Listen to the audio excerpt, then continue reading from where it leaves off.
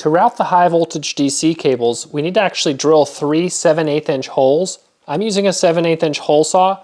You can also use a spade bit, but I don't recommend it. So the first hole is gonna be centered on this rib right here, and it's gonna be as low as you can get it. It doesn't need to be super low, but you don't want it to come out the side of the case here. You want this hole to be centered fairly well. So I'm gonna put it about right there.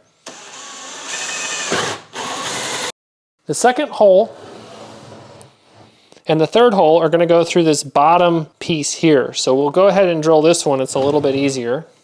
Bottom of the enclosure. And if you go too low, it's just gonna eat a little bit of the bottom of the enclosure out. That doesn't really matter. So the last hole is gonna connect the hole we drilled here to this chamber there.